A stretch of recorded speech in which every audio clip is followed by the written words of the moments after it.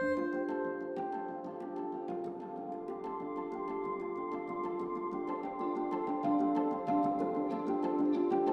afternoon, everyone. I can say afternoon now that it's noon. Thank you again for joining us for another episode of the Equity Alliance Equity Series. Really great to see so many happy faces and names on the screen. Thank you once again for taking the time. Please feel free to show up as you are, whether you're having lunch or just listening in. I hear we have a couple of watch parties today, so we're really appreciative for that. Once again, as a reminder, please introduce yourself in the chat, your organizational affiliation, whatever else you would like to share as we go through this introductory portion. The Equity Alliance is a collaborative community of practice, and the idea is how do we accelerate equitable change and impact equity across all of our community. Know we have folks here who are either affiliated with local government, nonprofit organization, economic development agencies, etc.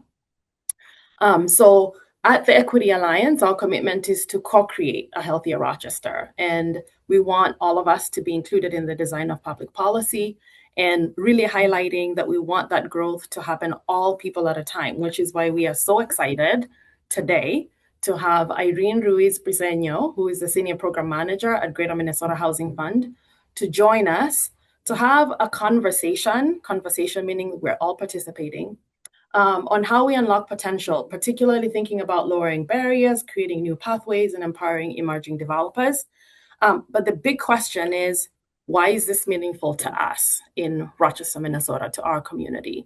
And so we're going to have a quick 2-minute chart information session and how we link our community with the conversation that Irene is going to have with us today. So for Rochester, Minnesota, we live in a really unique community, right? Where almost half of our community earns above $100,000. And it creates some complexity because it has a huge impact on our area median income, right?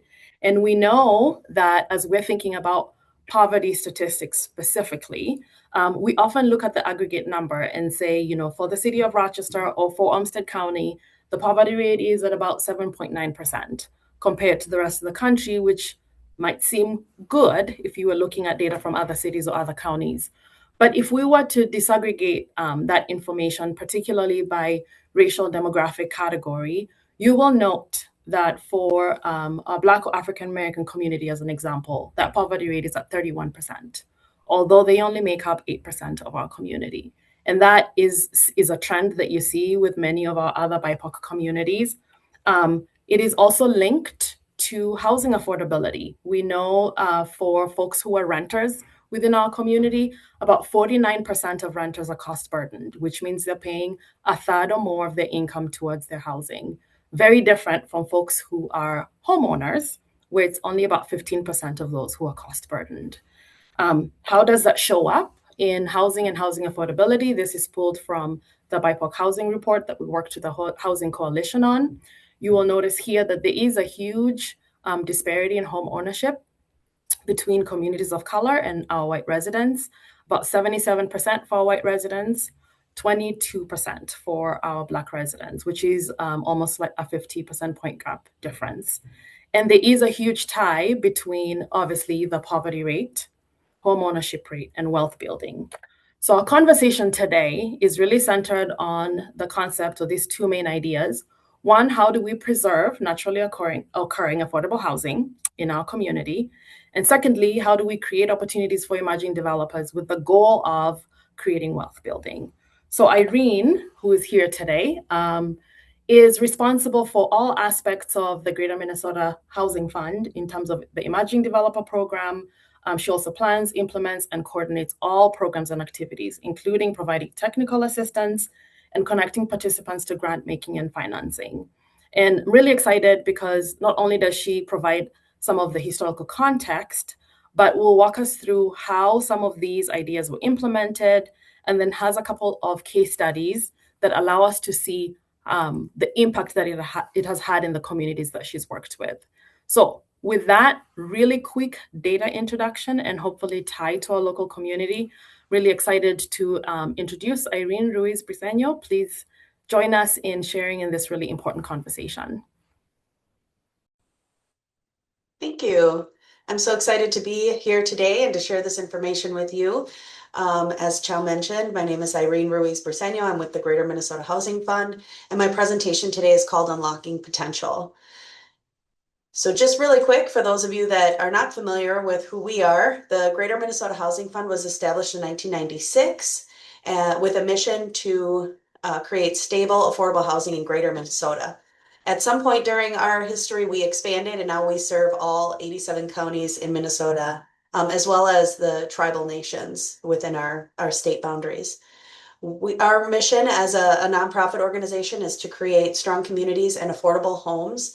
And we do that through strategic investments and effective partnerships.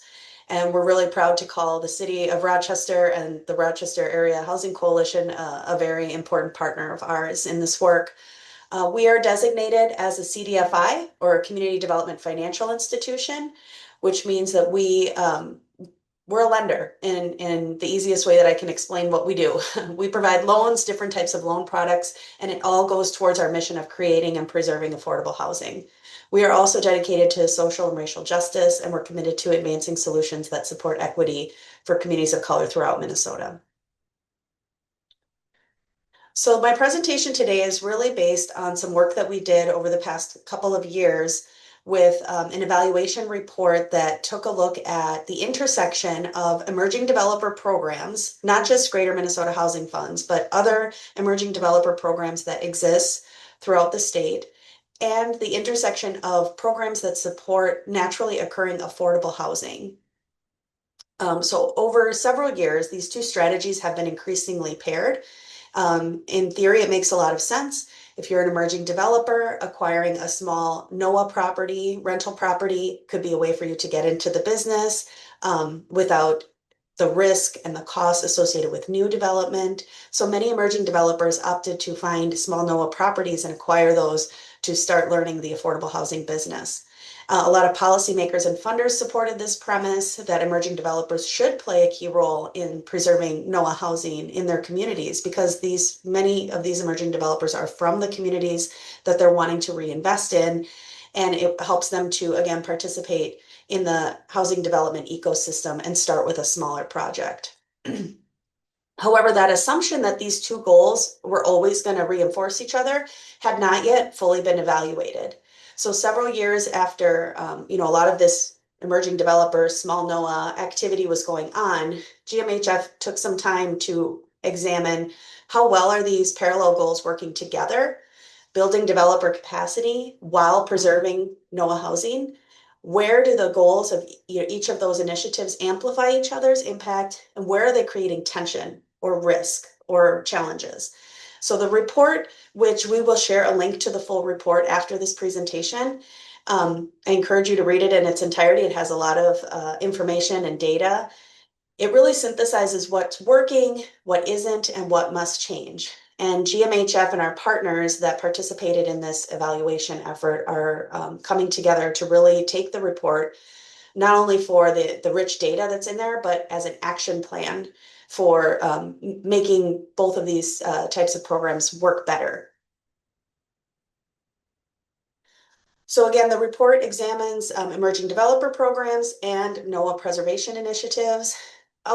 Outlined here are the goals of the various emerging developer programs, including GMHFs that exist right now. It's to, again, expand affordable housing development, which we desperately need here in Minnesota, and preservation for low-income families by building and sustaining the capacity of emerging developers to do affordable housing projects. Another goal would be to remove barriers of entry into the affordable housing development sector and support those developers to provide them the access to the capital and the training and the funding opportunities and anything that they need in order to do a project. And it also is outreach and engagement. Identify and grow the number of emerging developers in communities throughout Minnesota. Who is looking for those folks, those entrepreneurs, those investors that want to get into the business, and talking to them about their goals and giving them the resources that they need to be successful. On the flip side, folks, entities that are running NOAA preservation programs are really not necessarily looking at the developers. They're looking at the NOAA housing itself, the the bricks and sticks. How do we extend the affordability and livability of these privately owned, unsubsidized yet affordable housing that is primarily serving families that are earning between 50 and 60% AMI? And how do we do that so that we don't displace low-income tenants?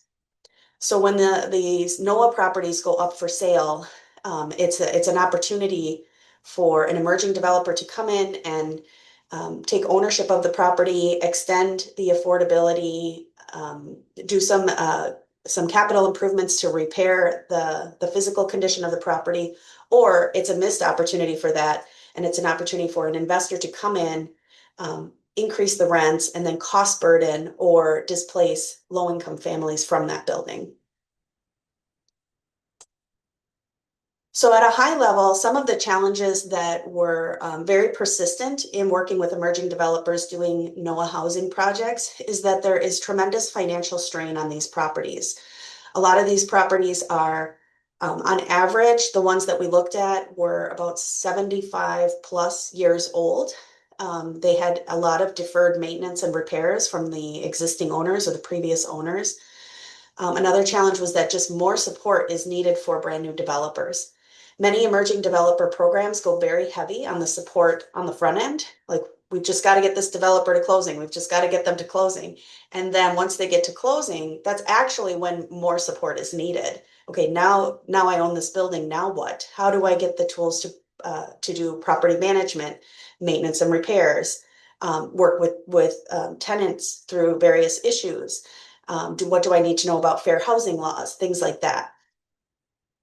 Another challenge that we saw with these properties is that many of the NOAA preservation funding that emerging developers need in order to acquire these properties, it can over leverage the property. So you end up with a very high loan to value, which limits the developer's ability to build equity in that property. Also, there are some funding opportunities to acquire NOAA properties that where the timelines don't align with the actual market. So for example, the city of Minneapolis has a NOAA preservation fund where they provide 0% deferred loans for the acquisition of a NOAA property. However, it's on an RFP basis. So if I'm working with a developer that found a property today that was a great opportunity and they wanted to submit an offer, but they wanted to use the Minneapolis fund, well, it's not going to be open until later this spring or summer. So it's kind of a missed opportunity when you're working with public funding that's on an RFP timeline. And there's also sometimes a mismatch of developer capacity and project complexity. So we need to do a better job of working with developers to identify suitable projects for them as far as like size, does the project need a significant rehab? Are they going to self-manage it? Do they have the flexibility to do that? And do a better assessment of what it would look like for that developer to become an owner-operator of a rental property. So the biggest key finding that I can share with you today is that pairing emerging developer support programs and NOAA preservation initiatives can be successful, but only under specific conditions. It should not be rushed. It should not be under-resourced because it can risk damaging both goals. It can cause a strain on the emerging developer and limit their ability to continue to do development, and it can strain the property financially. It can affect the tenants that live in those units. So being successful is going to require intentional design and not just good intentions. And so the recommendations that we've gotten through all of this work is that we need to, those of us that administer these types of programs need to establish more common criteria, more definitions, and a forum for sharing information so that we're evaluating developers more consistently, they're getting matched with the properties that they're going to be most successful in doing, and that the funding is right for them. We also need to look at creating multiple entry points for developers, and we shouldn't in any way, shape, or form steer an emerging developer into a NOAA property if that's not going to accomplish their goals as a developer. So making sure that we're creating multiple entry points. Not every developer wants to do affordable housing, rental property, small NOAA type deals. Some of them want to do home ownership, some of them want to do supportive housing, and I have some really great case studies to kind of highlight some success stories a little bit later in our presentation. We also need to increase the amount of low-cost patient capital to supplement owner equity. I've been working with emerging developers. I'm going into my 5th year now of working with emerging developers, and I can tell you that being an emerging developers, the biggest challenge is that many of these folks are not coming from generational wealth. They don't have existing portfolios to pull equity from. So their ability to invest in a property is very limited at the beginning of their journey as a developer. It grows over time, but those first few projects are really challenging. So if anybody on this call has some low cost patient capital laying around in the couch cushion somewhere, please call me and let me know because more of those types of tools are needed for our developers getting into this space. And again, matching property complexity to developer readiness. It's not about steering, it's about making sure that the developer is going in eyes wide open, that they fully understand what they're getting themselves into, and that they have the tools and the support to be successful. Here's a little bit of information about GMHF's Emerging Developer Program specifically. The bubbles on the side here show all of the systems of support that we have created within this program. We have pre-development funding. We have access to flexible lending products. We provide hours and hours of hands-on technical assistance to developers at various points of their journey. We offer pro forma trainings throughout the year, which is how you would do a financial analysis of a rental property and really help emerging developers build that ability to pencil out their own deals. And we also have a really great property management education class that we hold. Over on the right, the types of projects that we've supported that emerging developers are doing include small NOAA acquisitions, but they also include multifamily new construction, supportive housing, and single family homeownership projects. And then there's a little bit of data there. Really, really proud of that. $56 million to 21 projects in lending that GMHF has done since our emerging developer program started. And then again, almost 2 million in grant making. So when we talk about expanding developer capacity, some of the biggest recommendations are to establish common infrastructure, create multiple entry points and advancement pathways for these developers, build more coordinated navigation support amongst the organizations and the cities and the counties and the entities that are providing support, measuring what matters. And this was kind of a call out of a lot of times emerging developer programs and these different programs will celebrate the closing, like I mentioned before. Yay, we got the deal closed. That's great. That's a great milestone to celebrate. But what needs to be measured is sustainability and success over time. So making sure that you're keeping that relationship with that developer going through the thick and thin, through the hard things on their journey is becoming an owner operator, especially of a rental property, because they're going to be part of that building for many years.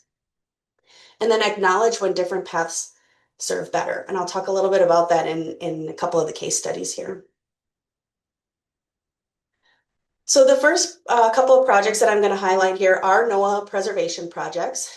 This young man, his name is James Crumble. He is an entrepreneur when he came to us. He owns First Class Auto Sales in Inver Grove Heights. And in December, he just closed on his 4th small NOAA property with GMHF. His total portfolio is now up to 98 units. He also utilized the City of Minneapolis's NOAA Preservation Fund that I mentioned earlier that provides 0% deferred loans for the acquisition of a NOAA property as long as the new owner is willing to keep it affordable. He experienced and overcame many challenges on his first property, and GMHF was there with him every step of the way. He had, for example, the building had a 4-digit code secure entry way.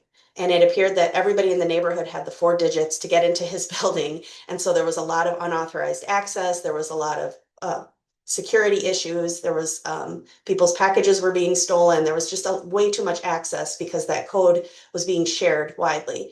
So he switched to a key fob system, and every unit got, set number of fobs, and that solved that problem. That was a $15,000 expense on James on his first property that he was not anticipating. So it's little things like that that can really um, create challenges for an emerging developer that has limited access to capital. So he's learned a lot. He's taken those lessons learned and used them to become to run his operations more efficiently and to be more prepared for some of the predictable issues that arise. This is another NOAA preservation deal. This gentleman, he already owned one small NOAA property and was interested in acquiring another small property. This one is 8 units. He learned about the City of Minneapolis NOAA Preservation Fund through conversations with GMHF and was thinking that maybe his next transaction was going to be a couple years down the road. But by utilizing that program, he was able to buy another building right away. He used our lending, and his property closed last month.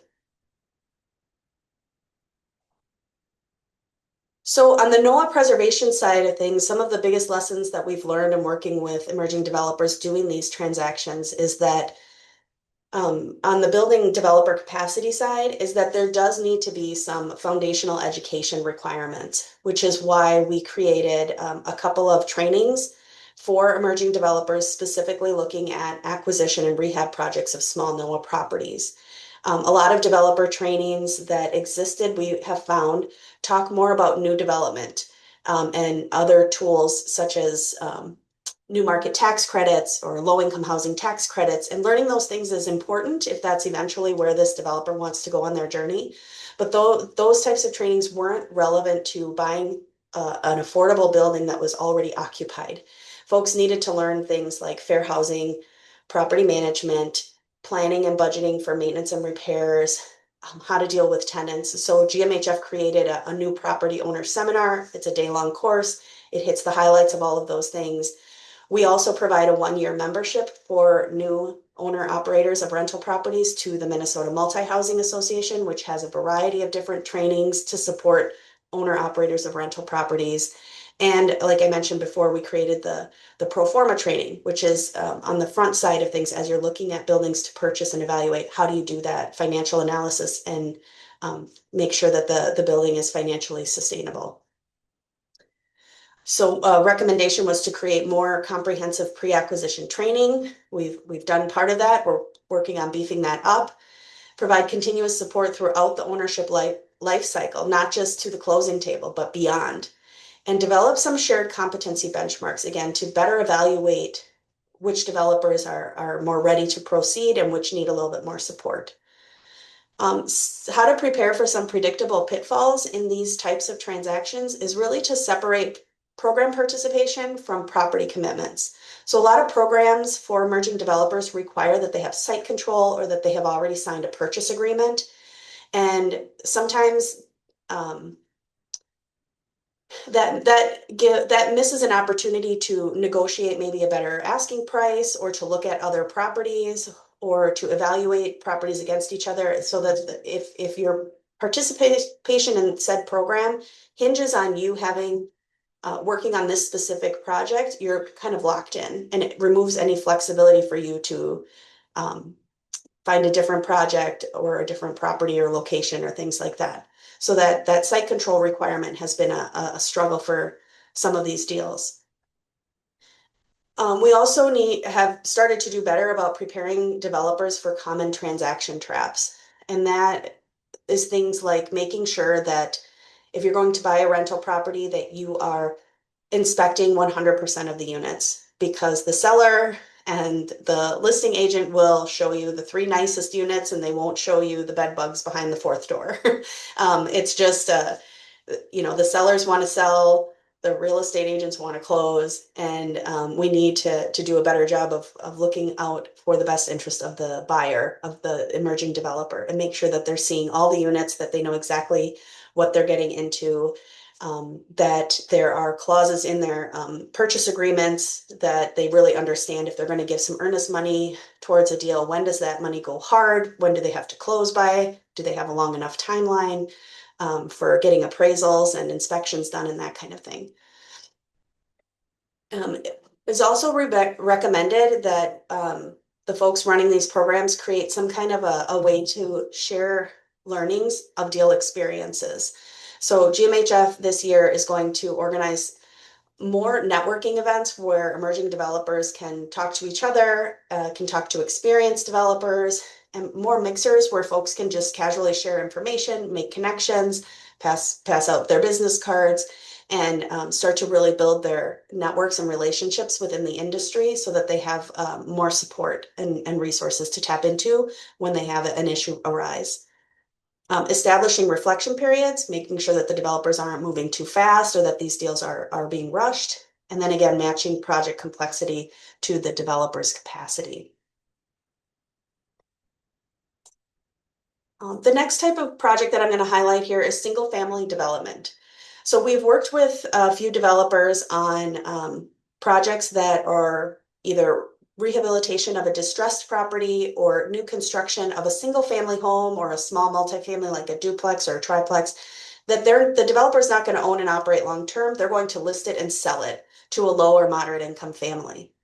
This gentleman here did a really fun groundbreaking with his two kids. They broke the ground for him on his inaugural project. He has a background in construction with Tri Construction here in the Twin Cities. And he and I have worked together for a couple of years now. He submitted several different RFPs for different opportunities and was struggling to get selected for funding. But he did finally get selected through a program in Minneapolis called the Minneapolis Homes Financing Program. Those are city-owned lots, vacant lots in residential areas that they put out for developers to submit proposals for. And so he proposed a single-family home on a vacant city lot in Minneapolis. They selected his proposal, and he was able to break ground in October on Halloween for his first project. He was able to recoup some of the costs of applying and not getting selected and applying and not getting selected because he was using a pre-development grant and technical assistance from GMHF. So again, he was able to do these proposals without risking a lot of his own capital. So that was really important for him to kind of pick himself up every time that he wasn't selected and keep trying until he finally got a project. Earlier in the presentation, I mentioned talking to developers about different paths when different paths might serve better. This gentleman, his name is Adrian Epps. He also has a background in construction and in the trades. Him and I talked for many months about the acquisition of a rental property.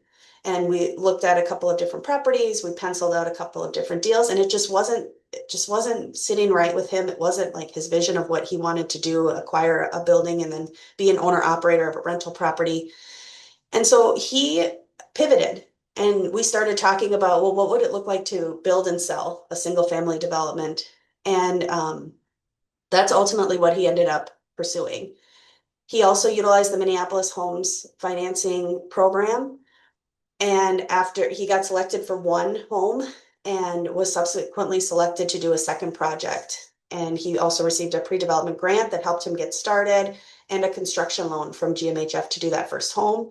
That first home is now built. It was sold before it was completed. It was already pre-sold, and there is a family living in there. It's beautiful. It's got 4 bedrooms and 2 bathrooms, and so there's a family with children living in that brand new home. And Adrian is on to his second and I think third projects now. So on the single family side of things, some of the lessons learned that I can share with you folks is that it's really a good option for developers that are coming to development with a background in construction or in the trades. That seems to be, it seems to resonate well with them. They can provide good numbers for their projects. They know what construction costs. They can provide accurate timelines. So having that background has been really, really helpful. There is a lot of technical assistance needed though, to navigate that learning curve from going from the construction industry into the development industry. And the type of technical assistance that these folks need is really how to submit a good application, how to get through your construction loan closing, and then through the construction period of how to administer the draw process and that kind of thing. What has been successful is pairing emerging developers with experienced development consultants, so folks that have done this type of project before, matching them up for one-on-one support. That can really accelerate. They've got somebody to call if they're having an issue with their permits or their inspections or their draw process. They've got that one-on-one support with somebody who's kind of been there, done that. Some of the predictable pitfalls in this area is, again, matching the project complexity to the developer capacity. Access to working capital is critical because there's sometimes, especially if you're working with public funds, sometimes there's a lag when you submit a draw, and they can take a while to process that draw. And in the meantime, you've got contractors that are waiting for payment. So having some kind of a line of credit or working capital is really critical. And if a developer that's going to do a single family development is going to use a public funding program, they really have to understand the requirements of that money. Are there design requirements, accessibility requirements, sustainability requirements? Do they have to pay prevailing wage? All of those things are very important to understand, and so that the developer can be successful, can comply with the rules of that funding, and can continue to utilize those programs. So the last type of project that I'm going to highlight here are supportive housing projects. Supportive housing projects are for residents or tenants that need more than just a roof over their head, right? They need some supportive services for a variety of reasons. They have different challenges with housing. It could be that they have mental health issues, that they're in recovery from substance abuse, that they've been previously homeless, that there are different things there. So supportive housing is really a critical part of the affordable housing spectrum, and some emerging developers have ventured into this area. This nonprofit organization is called Divine Connections. They were founded by Deanna Kirk, and they work up in the Duluth community. They acquired a property called Annie's House, which was a 5-bedroom home that offered supportive housing for young moms and their children that were at risk of homelessness or experiencing homelessness. The organization received a lot of technical assistance. I worked with her for about 11 months before the acquisition was able to happen. She also got a pre-development grant and acquisition financing from GMHF. After she successfully did this project, she also got some support from local foundations to do some renovations to the home, as well as the city provided a rehab loan to do some additional repairs that the house needed. And she kind of started to build a reputation of doing this important work with at-risk young moms and their kids. And so she was approached to take over a former YWCA building. She took it over and successfully opened it in this past September, and it now contains 7 units of transitional housing and a child care facility.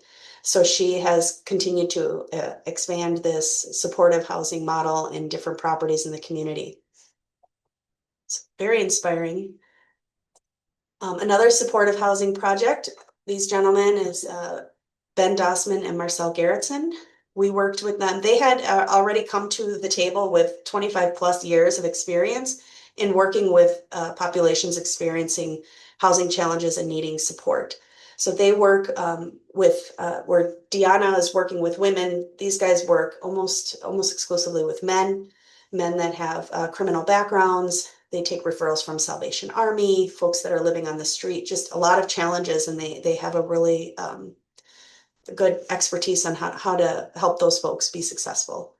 They're working to expand their support service model through acquisitions of additional small NOAA properties in greater Minnesota. The building that you see there in the picture was their first property, and now they jointly own 35 units across 4 properties, 2 in Minneapolis and 2 down in your area in Rochester.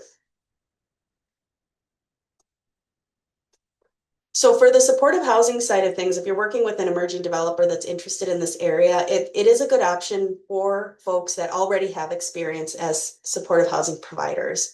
That's a very complex business. It requires a specialized set of knowledge about the different programs and things like that. So if the developer is already working in that space, that's great. If you have a developer that has to navigate, how do I become a developer and how do I learn supportive housing at the same time? I would pause and have a conversation about maybe not jumping into supportive housing as an inaugural project. But if you've got a developer that already has that background and that foundation, it could be a good option. What we found is that smaller properties allow for more individualized attention to the residents. So the emerging developers that we've worked with on supportive housing projects tend to kind of look at smaller properties where they can really focus on the residents and not these really big multifamily buildings. And some developers have really valuable insights and an inherent commitment for how to meet the needs of specific communities. It's not an accident that Deanna at Divine Connections works with young moms. She was a young mom herself, and she wrote a book about it. It's called Nothing Ever Wasted, if you're interested in some recommended reading. And she tells her story. So she has lived experience. She's been in the shoes of the women that she now serves. And that's really, really valuable to establishing a good program for them. Some of the predictable pitfalls, again, making sure that the project complexity is matched with the developer's capacity to pull off the project, making sure that there's a deep understanding of somebody on the development team about supportive housing programs and the rental assistance that's needed to serve these populations. And technical assistance is going to be vital for these folks to navigate the learning curve from going to being just a service provider to an owner operator of real estate. So there is a learning curve there to navigate. So my last couple of slides here, the blueprint for success is really to meet the developers where they're at, really get to know these developers, understand what they're bringing to the table, what they're looking for as far as what do they need to do to build their capacity to do an affordable housing project, build some shared infrastructure between programs so that developers can access multiple programs. Sometimes one program is not enough to get the deal across the finish line. You have to partner with other organizations or with public funders to get it done. Making sure that we're funding the complete journey, we're maintaining that engagement long term, and context and relationship building are huge. Developers really look for somebody that they can trust, and the more that you build rapport and trust with an emerging developer, the more coachable they are, the more they're willing to listen to make sure that the project is feasible, that the project is going to be successful, and that they in turn are going to be successful. But I think to sum up everything here, this blue box kind of says it all. The reason that this is so important that we talk about emerging developers and how do we bring them and make the industry more inclusive for them is that this goes beyond housing development, which we know we need. It really determines who is going to have an ownership stake in the community's assets, who owns that building, who gets a chance to put in an offer on a building when it goes up for sale, who gets first dibs at a development site to build some affordable homes. So that's what really at the core this work is all about, is creating inclusion and equity for folks that want to break into the business. So this is my last slide here. I just wanted to share my contact information. There's my phone number, there's my direct email. If you're working on a development project, if you know an emerging developer that might benefit from a conversation with us, please pass my information along. And then there's a couple of pictures of me doing what I love to do. I feel very honored and privileged to work in this space and to get to have conversations with you folks about this. I'm a sucker for groundbreakings and ribbon cuttings. I love to see more homes for more families across the entire state. So with that, I think I'll turn it back over to Chow and we can kind of have a conversation and I can address any questions that you might have. Thank you so much, Irene. That was really great information, and I really appreciate how you weaved in the context, but also kind of lessons learned throughout each type of development. Folks who are listening in, I would encourage you to place questions in the chat if you have them or raise your hand. But I'll begin with this question that Al placed in the chat. Irene, you somewhat answered it throughout your presentation, but I do want to highlight it. Al is asking, who ends up owning the finished property? Is it the existing owner? I guess James Crumble is an emerging developer as well as the owner. Are there examples of owners that could be different from the developer? On small NOAA properties, it's the emerging developer that ends up being the owner of the real estate and the operator of the real estate. Sometimes they self-manage, sometimes they hire a third party property management company. So on these small note properties that I was talking about at the beginning heavily, it's really getting the emerging developer to be the owner of the real estate. On the single family side of things, obviously the emerging developer would have to acquire the site, um, and then build the home and then sell the home to an owner occupant of the property. So on the single family side of things, they don't own it long term. The supportive housing projects that I highlighted, the emerging developers that I talked about are the owners of those assets as well. Okay, thank you. And Can he I has a ask a, follow-up. can Yeah. I ask a follow-up question to that too? In the case of somebody developed the property and then ends up maybe selling it, and how do we ensure that the subsequent transaction is still affordable rent? Is there any kind of restriction to ensure that future-wise there's no creeping up of, is it rental control, that type of thing? On Well, I can speak to some of the programs that make sure that that doesn't happen because we don't want developers to come in and kind of inflate the value of the property and then strip the equity from it. What we want is long-term permanent affordable housing, right? So I know on GMHF's loan products, what we provide like for the acquisition of a multifamily rental property is a 30-year or 35-year term. It's got a fixed rate, so that the developer doesn't have to refinance. The rate is fixed for the entire term of the loan. And there are some serious prepayment penalties associated with it because the goal here is for long-term ownership. Similarly, the other program that we've used with emerging developers a lot is the city of Minneapolis. They have a minimum 15-year, I believe, affordability period where if they sell before the minimum affordability period is up, the new owner has to abide by the rent and income restrictions so that it stays, we've got, kind of a runway of affordability there. So there Okay, are mechanisms in place. There's thank you very rent and much. income declarations recorded on the property so that doesn't happen. But good question. Thank you. Thank you. And I see Alex has his hand up. There we go. Hi, how you doing? Hey, Irene. Hi, Alex. So I got a question. I heard about the GMF technical assistance and support for ED. Would there be assistance for like rent rolls and the appraisal process? It's kind of some hurdles I'm currently going through with that development on Payne we spoke about months ago. Yeah. Um, yeah, looking to connect with some of those type of Yeah, uh, we'd be happy to have a conversation, whether it's a technical assistance from myself or we have 5 loan officers that also support emerging developers with technical assistance. We can take a look at things like, feasibility as far as like rent. Is this yeah. the right rent for this area? We can kind of do some digging and see if there are comparables in the area that we can base that off of, or Yeah, we found some comps. yeah, I'll connect with you directly. Then I had another follow-up question. yeah. Is this program now going to start in Olmsted County? This program has been statewide, so we cover the Oh, entire really? state. Yep. So if you're Okay. interested in Olmsted County, we could still help you. I am. All right, great. Thank you. Great. Yes. Yes, and we'll be sure to share Irene's information with the entire group for those who would like to connect with her directly. As you're thinking of more questions within the group, I do want to highlight some comments that were in the chat. Jo Marie said, the pre-development grants from GMHF are critical for emerging developers to receive technical assistance needed to evaluate and formulate a successful concept. So thank you, Jo Marie, for that.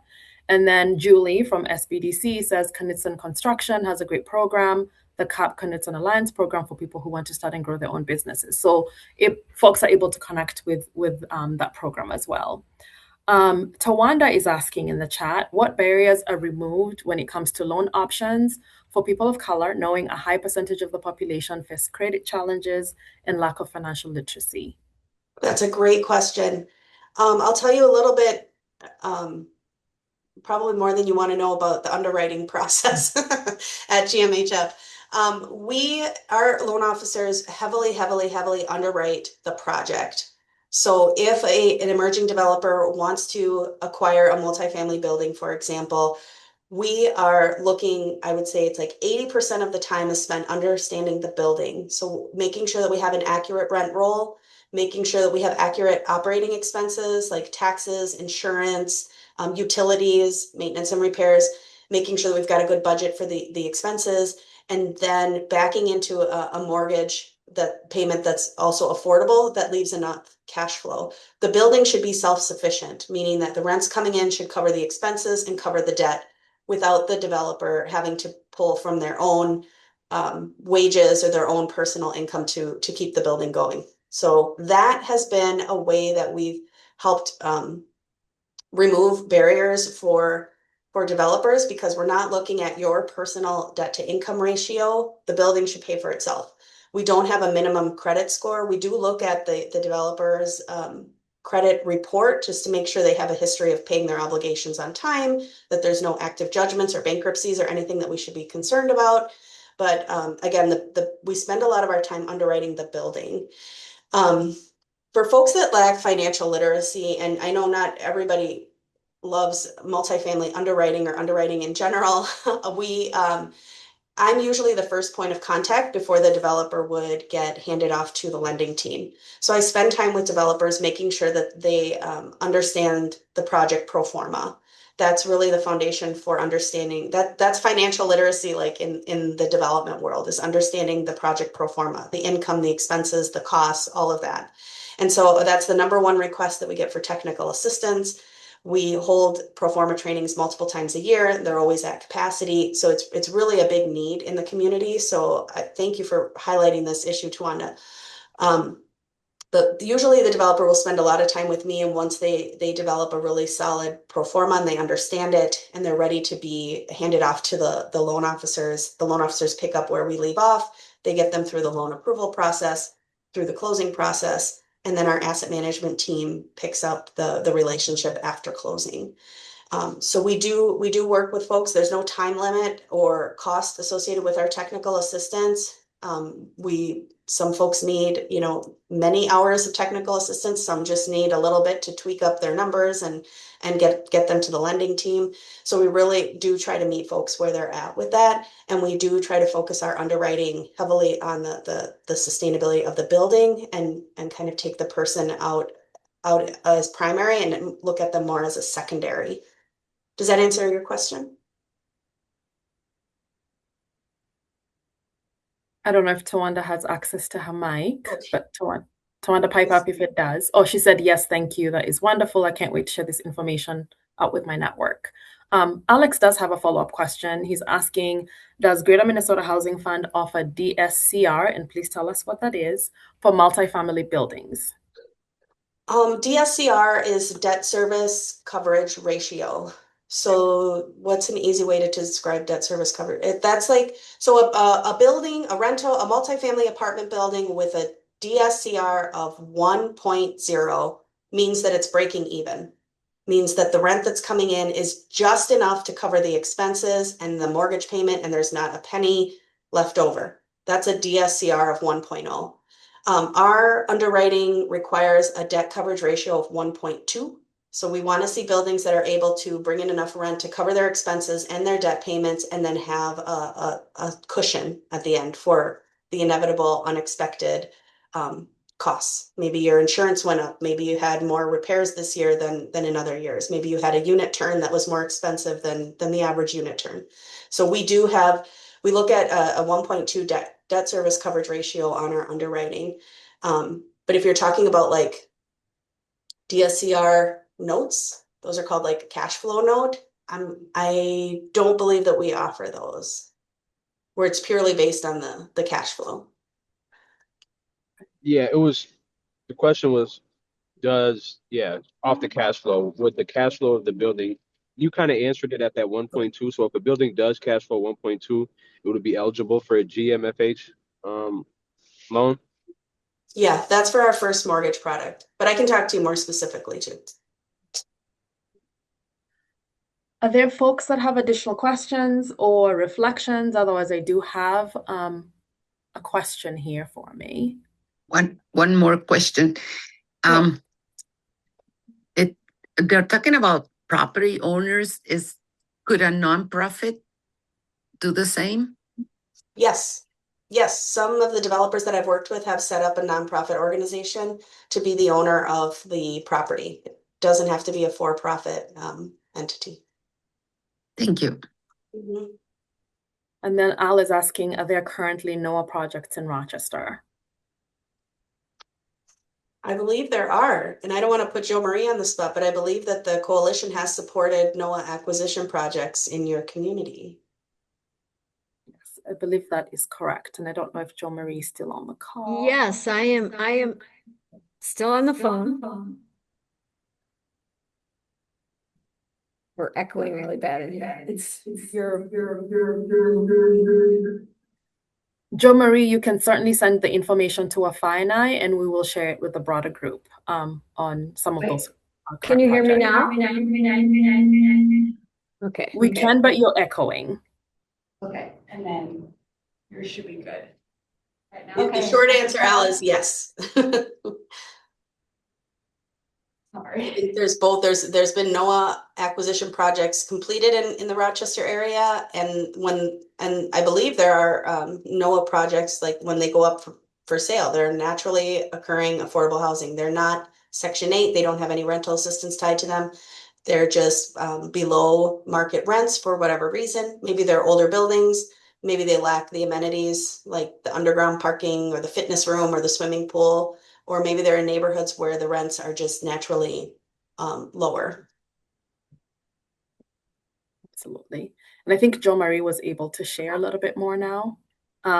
In the chat, she says, yes, several projects. We've provided funding for Marcel Garrettson to purchase 2 properties. And if there's additional information, we'll include it in the email that goes out to you.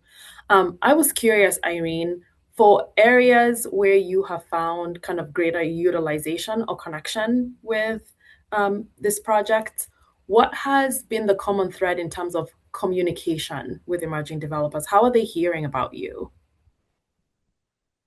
Through events like this. I get sent out on the road quite a bit. The state of Minnesota Housing Finance Agency hosts regional housing forums every year in different communities. They always invite us, so I get to go in person to different parts of the state and meet with them. Sometimes they come organically, word of mouth. Yeah, we do try to get out into community. There's another program here at GMHF called our Rural and Tribal Capacity Building Program. And so my colleague on that program, he doesn't even live in the Twin Cities. He lives up in the Bemidji area, and he's on the road quite a bit, going to different communities, hosting different conversations. And so if he finds out about projects, we pass projects back and forth to each other. We really do try to be intentional, and our board of directors really expects our program officers to get out into the communities at different events and things like that to make sure that we're connecting with folks and getting the information to the communities that need it. Okay. And if I can add a quick comment, Chow and Irene, DMC and Greater Minnesota Housing Fund partnered on hosting the first Emerging Developer Expo that we hosted in October of 2023 here at 2 Discovery. And if the community feels like it's time to host another one, I'm more than happy to work on with Irene and all the other partners that we have in the Twin Cities that they offer, whether technical assistance, funding, any programs that would help our community members that they're interested in becoming developers and start their development journey. We would be happy to come back down. Yeah, thank you, Wafa. And Irene, and it sounds to me as though, yes, certainly you're open to folks inviting you into kind of their spaces to share this information. But I will also say for each of us to share what we've learned today with folks within our own networks and communities in case there's interest. Absolutely. Yep. We'll likely have time for just one more question or reflection before we move forward. So if anyone has a question or reflection, please feel free. There was a question in the chat from Tawanda about how do you find these properties? The developers that I've worked with have found them through a variety of channels. A lot of multifamily listings are listed on LoopNet, which is a website. Crexi is another commercial multifamily real estate website, CREXI. Otherwise, again, it's through word of mouth, or again, just being a member of the community and seeing like, oh my gosh, this building has been sitting vacant for years, or this lot has been sitting vacant for years, and knowing that, there's an opportunity there. And sometimes the properties are publicly owned. They're owned by the city or the county. We've worked with developers that have acquired like tax forfeited lots for development. That's another opportunity. Some municipalities auction off distressed properties or put them out for an RFP. That's another opportunity. So again, there's a variety of ways that, depending on the project type, depending on where you're located, that you could find out about some of these opportunities. All right. Tawanda, did you have an additional question? No, I was just saying thank you. Oh, okay. Thank you. And I believe Alex Yes, is sometimes asking about HRA properties. sometimes the properties can be owned by the HRA. Sometimes they're vacant lots owned by the HRA. So that's a good resource to check in with. Or sometimes the HRA has the intel, right? The HRA knows the area and knows about different development opportunities. Yeah, Carrie has a really good reflection in the chat, just indicating that people with disabilities are often kept in poverty by systems as well. Accessibility should be considered with no properties. Absolutely, Carrie. Thank you for sharing Yes, that. one of the I just want to say this because it's such a good point to bring up. One of the developers that I highlighted in the very beginning of the case studies, James Crumble, he, after his third acquisition, was like, I'm done. I'm not doing anymore. I'm not doing anymore. And he was, working out with his existing portfolio, and then found himself feeling some sort of way about having to turn folks away because none of his buildings had elevators and none of them had accessible units. So he kind of bit the bullet and bought a fourth building and was very intentional about making sure that it had an elevator and making sure that it had accessible units. And he talked about, one of his dear friends is a disabled person that suffered an accident and now uses a wheelchair. And he couldn't kind of let that go on his conscience. And he really wanted to be intentional about making sure that his portfolio had units for people of all abilities. So thank you, Carrie, for bringing that up. It's a really important consideration. Yes, thank you so much. And thank you for folks who are listening, who have submitted questions, who shared reflections. It was a really rich conversation. And Irene, I just want to share that what the little blue box on one of your slides is kind of sticking with me. I think you were talking about this work being beyond transcending housing development, and that it determines who has ownership stake in community assets. And I think that is what we all hope for, because we know that when the people who are most, greatest impacted in any way have an ability to grow and develop and have access to kind of basic needs, that it changes the entire community. And I think that's what we're all hoping for. So if you stayed the whole session today, or maybe came in a little bit late, or if you want to share this great episode with others, just want to share that the Equity Series is available online on YouTube under the Destination Medical Center YouTube page. So feel free to view it again. We will be sure to share the slides. And then also sharing that the next episode will be April 8th at noon. We typically share information about the content and presentation about a week prior to the episode. But if we can extend wonderful gratitude to Irene for putting this together for us and kind of consolidating really complex information in a short presentation, feel free to clap and or send a reaction to her to extend that gratitude. And Wafa and I will be sure to get that information to you at the end of this session. I hope you all have a great week, and we're looking forward to seeing you next month.